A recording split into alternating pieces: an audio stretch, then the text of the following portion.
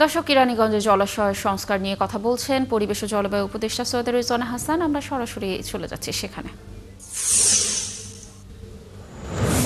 আপনারা সকাল থেকে এখানে অপেক্ষা করে আছেন আমার জন্য। আমি হয়তো একটু দেরিতে এসেছি, আপনাদেরকে ধন্যবাদ এখানে আসার জন্য। আর আমি দুঃখিত যে আমার একটু বিলম্ব হয়েছে। শুধুমাত্র পুকুর নিয়ে কথা না বলে আরো দুই একটা বিষয় নিয়ে কথা বলি।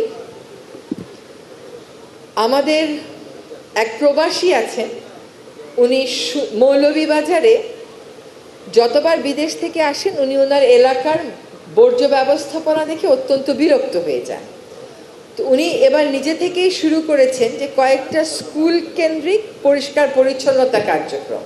স্কুলগুলোতে পচনশীল বর্জ্য রাখবার জন্য একটা পাত্র দিচ্ছেন, অপচনশীল বর্জ্য রাখবার জন্য একটা পাত্র দিচ্ছেন, এবং উনি ওনার এলাকার বাজারটাকে পরিষ্কার করার জন্য নিজে দায়িত্ব নিয়েছেন।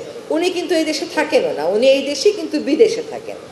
তো আমি আশা করব যে কেরানীগঞ্জেও নিশ্চয়ই এরকম কেউ না কেউ আছে যে উদ্যোগ নিয়ে এই কাজগুলো করবে সমাজের জন্য। আমরা কিন্তু উন্নয়ন বলতেই বুঝি বড় একটা ব্রিজ, চওড়া একটা রাস্তা। চওড়া একটা রাস্তা হতে গিয়ে যে আমার ধানি জমি নষ্ট হয়ে যায়, বড় একটা ব্রিজ করে যে আমার নদী ভাঙ্গন বেড়ে যায়, এগুলো আমার কল্পনার জগতে আসলে থাকে না। আমরা যদি সরকারকে বলি অর্থ বরাদ্দ দিতে, সরকার একটা বড় ব্রিজ দিলে অর্থ বরাদ্দ দিবে। সরকারকে যদি বলেন নদী ভাঙ্গন এলাকার মানুষের জন্য 400 কোটি টাকা বাজেট বাড়িয়ে দেন, সরকার কিন্তু দ্বিধান্বিত থাকে। সেখানে খুব স্বাচ্ছন্দ্য ভরে সরকার তাৎক্ষণিক বলে দিতে পারে না যে আচ্ছা ঠিক আছে 500 কোটি টাকা আমরা ইমার্জেন্সি ফান্ড বাড়িয়ে দিব।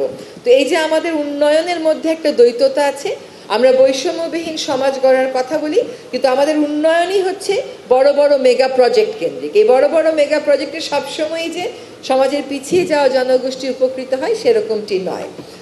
আরেকটি অনুরোধ করব, আমাকে প্রায়ই প্রশ্ন করেন যে পলিথিন শপিং ব্যাগ বন্ধে আপনি যে অভিযান শুরু করেছিলেন এটা কি সফল না ব্যর্থ বলেন, যেন আমি ব্যর্থ হলে অন্যরা জিতে যাবে। সেটার কিন্তু কোনো সুযোগ নাই। যদি পলিথিন শপিং ব্যাগ বন্ধ করতে আমরা ব্যর্থ হই, আপনার জিতে যাওয়ার কোনো সুযোগ আছে? এই পলিথিন শপিং ব্যাগ 100 বছরেও আমাদের পরিবেশ থেকে যাবে না। এগুলো ভেঙে ভেঙে মাইক্রোপ্লাস্টিক হয়ে আপনার আমার শরীরে আসবে। এখন মায়ের দুধের মধ্যে মাইক্রোপ্লাস্টিক, প্লাসেন্টার মধ্যে মাইক্রোপ্লাস্টিক, যকৃতে মাইক্রোপ্লাস্টিক, ফুসফুসে মাইক্রোপ্লাস্টিক, ব্রেনে মাইক্রোপ্লাস্টিক, রক্তে মাইক্রোপ্লাস্টিক, আমাদের মাছের মধ্যে রক্তপ্লাস্টিক। ধরেন আমরা যেভাবে কাজটা করে যাচ্ছি, অভিযান চালিয়ে যাচ্ছি, আমাদের প্রথম সফলতা হলো সুপার শপগুলো এখন আর পলিথিন শপিং ব্যাগ দেয় না। তো সুপার শপে যখন যান তখন মাছ কেনেন না, মাংস কেনেন না, সবজি কেনেন না, তখন তো বলেন না এইগুলো প্লাস্টিক ছাড়া আনবো কেমনে, তখন তো ঠিকই নিয়ে আসতে পারেন। আচ্ছা, আপনার